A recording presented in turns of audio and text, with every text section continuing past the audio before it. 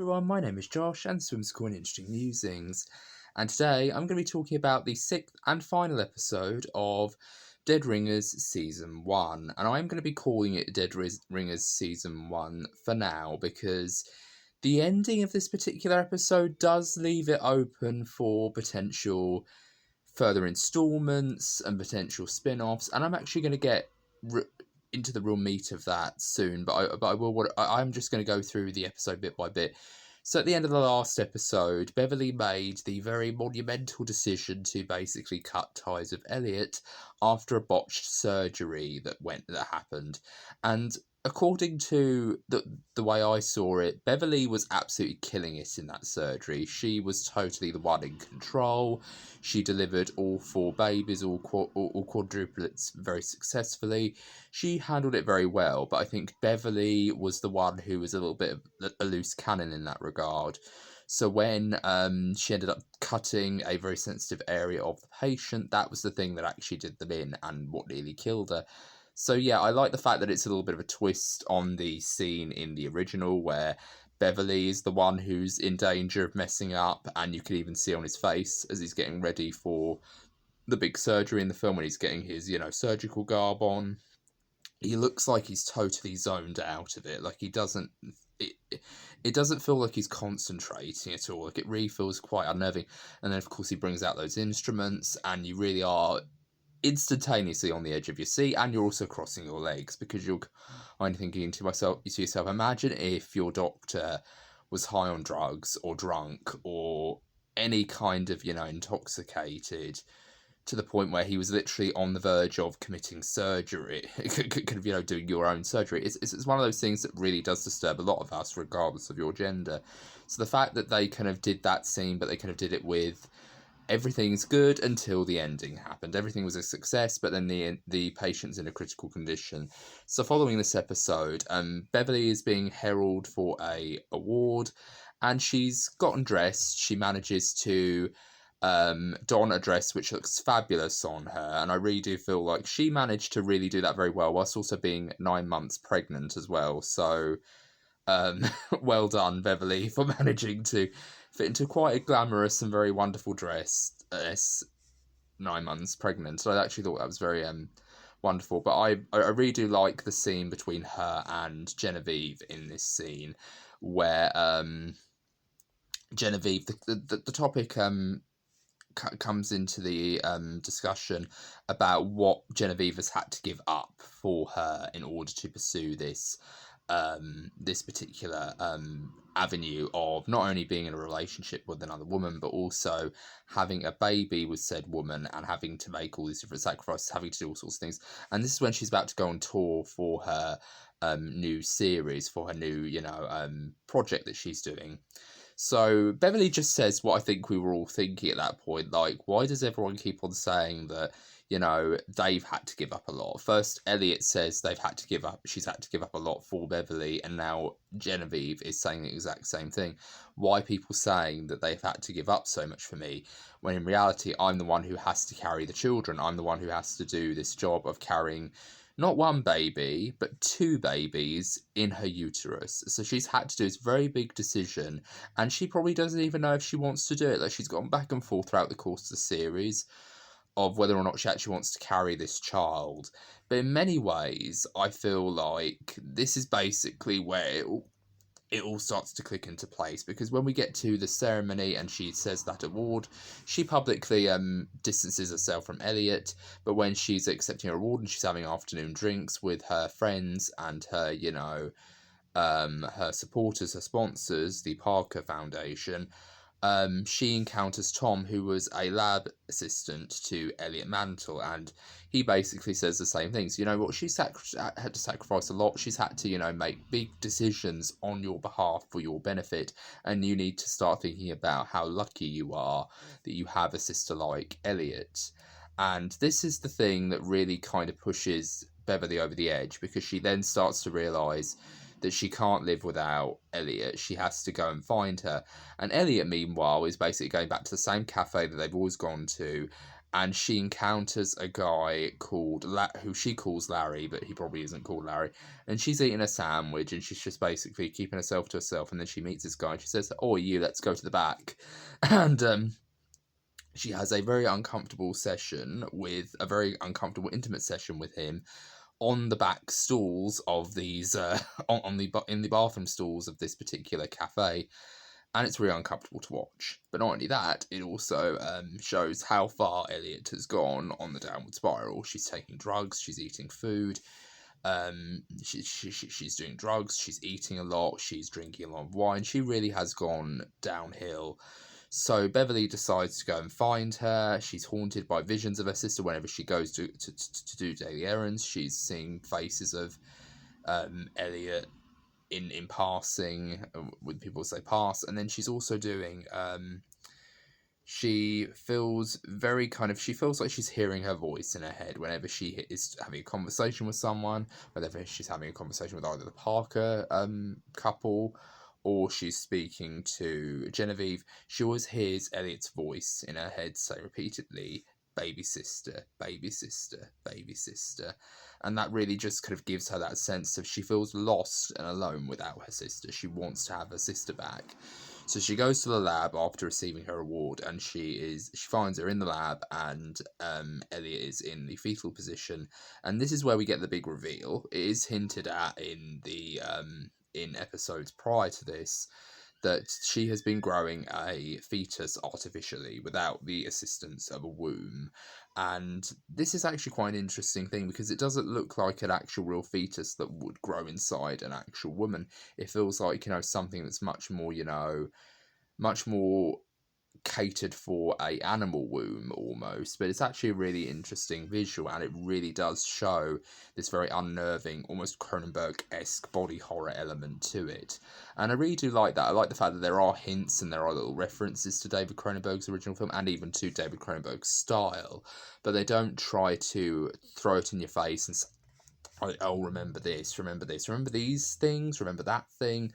Weren't those good times? It just kind of makes you think you don't have enough confidence in your own material.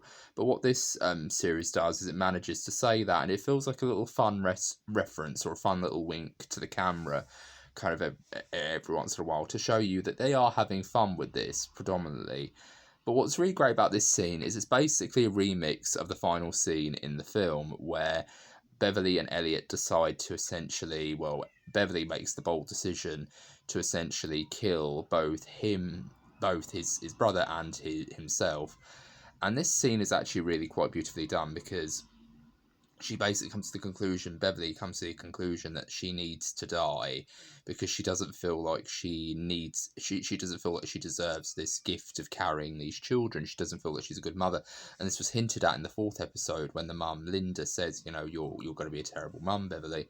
So it all begins to come on top of her, and she begins to replay in her head, like, people have had to give up a lot for her, when in reality she has had to give up a lot because she's carrying these children. But she feels like all that's getting on top of her, so she just decides, you know what, I want you to kill me, and I want you to become me. And she even says the iconic line from the original, "Separation can be a terrifying thing," which is a great callback to the original film. And I like the fact that it's Beverly who's the one who goes first, and it's Eliot who's doing the handling of the dodgy surgical instruments. The surgical instruments aren't that dodgy this time round. They're actually quite standard, surgical instruments like scalpels and things like that. But she makes an incision and she's able to deliver a C-sectioned birth of Beverly's twins. And then she proceeds to cut into her own abdomen and she proceeds to sew it up to give the impression that she's done a botched self C-section on herself. And she also puts on a lab coat to give off the illustration of doing that.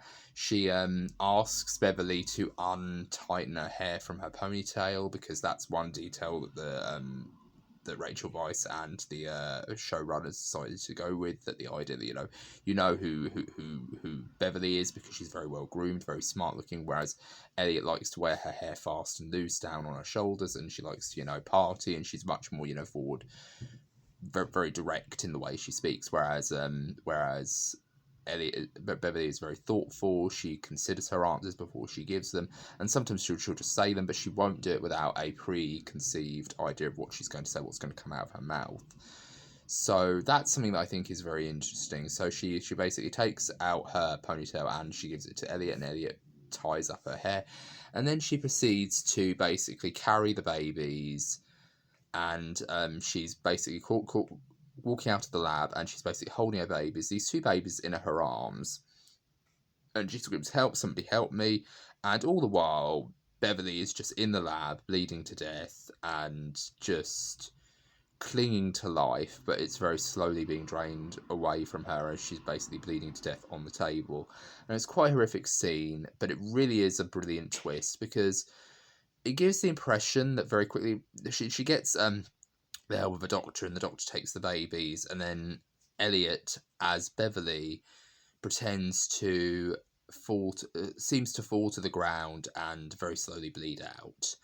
And then we get the revelation that she wakes up in the morning and she sees the Parker couple by her side, Rebecca Parker and her wife. And I think that's really interesting, because there's a moment where Rebecca has this look on her face as if to say, I know what happened.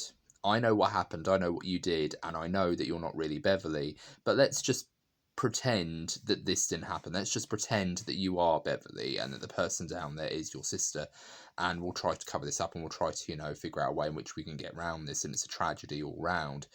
And I actually really think that's very interesting. The way the actress plays that role, you deliberately can't read her face. You can hear her words and what she's saying, and she is saying the right stuff for someone who's meant to be, surprised and shocked, and at the same time relieved to see someone alive, even though they narrowly escaped death through childbirth, a self-inflicted C-section. But what's very interesting is you can't read her face, and I think that's deliberately done, because Rebecca is notorious for sweeping things under the rug when things get too tough, and I really found that quite compelling. This entire finale was just brilliant. The way it set everything up, but not only that, it managed to pay off certain things along the way, certain things that might not be related to the plot in a more direct way, but actually feels like it ties in more thematically with what's going on with the twins. Was actually very well done, and I have to applaud Alice Birch, who before she did Dead Ringers, she was a writer on the show Succession, which I'm a huge fan of, so she definitely put a lot of her Succession writing skills into the writing of these characters and these sort of reinventions of these iconic characters. And I really do like that. And I really do like the fact that they actually went there to actually kill off not just both of the twins, but one of the twins. And I really like the fact that Eliot essentially becomes Beverly. She becomes Beverly at the very end of the series, and she's had to carry this secret of she's pretending to be someone else, but who is going to know, because she's so good at playing. They're so good at switching roles that she could literally play Beverly blindfolded almost. Like she knows Beverly, she knows her baby sister so well that she practically can embody her and actually pretend to be her and dress like her and behave like her and have her mannerisms. And it really is terrifying. It's really smart, because it really is it was a moment where I literally had my jaw hit the floor. My jaw was dropped. I literally was so shocked at how this ending came together. And it really is brilliantly done, but it is also really sad that we lost Beverly at the end of this series, because Beverly was actually a really good character, and she was the one who actually felt like she had her life together, despite the fact that she had her own problems, she had her own difficulties, she had her own issues with codependency, but that's more in keeping with the character in the original David Cronenberg film as well, so there's a lot of things going on there. But what I really like is that Eliot was the one who lived, and she's the more manipulative one. She's the one who can very easily slip in and out of the skin of Beverly and what have you, and can play all kinds of different roles. So it's actually going to be interesting to see going forward what they're going to do with this storyline. And we actually see Tom driving down a road, looking very intense, looking very kind of shell shocked and bewildered. And I'm actually wondering, did the Parker Foundation instruct Tom to get rid of the body, because it was in his vicinity, it was in the lab essentially? Did they instruct him to basically get rid of Beverly's body. And I actually want to know, are you... Let me know in the comments, would you like to see a second season of this show?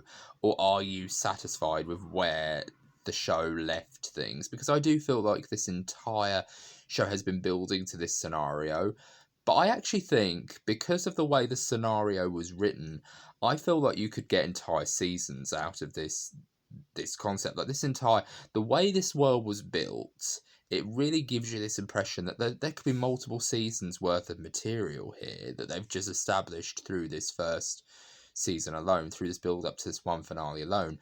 But if Alice Birch decides to leave it here and Rachel Weisz say, okay, we've got a good place where this is, we've told a good story, let's leave it here, that's perfectly fine. I'm perfectly at peace with that. But part of me wants to entertain the idea of what would happen if they did have a second season. What would they talk about? How would they approach this new angle, this new status quo, so to speak?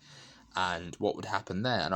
And I really am interested to see where it all goes. And of course, there's so much material that you could have. Like, you could say, you could entertain flashbacks, and you can actually have much more deeper insights into what happened to them during their school days. There's so many ways in which you can play this story, and I'm actually really looking forward to seeing what Alice Birch and her team of writers, and of course Rachel Weisz through her performance, was able to do. So I really am excited to see where this show goes, whether it decides to end it here or whether it decides to continue for another season. I'm actually very excited either way, or I'm actually very pleased. I'm very pleased that if they do decide to end it, I'm perfectly okay with that they've closed the door in this story.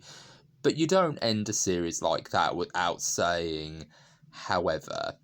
And I think that's one of the things that this show does very well. So I hope that Alice and her team of writers do a very good job of kind of trying to craft a new and interesting storyline to happen. If they do decide to go second season with this, I am very excited, and I will eagerly await that second season announcement.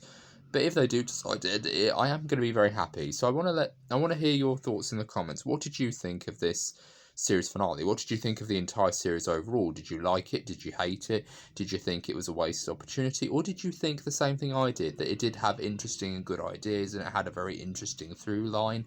Let me know whatever your thoughts are. Let me know in the comments what you thought.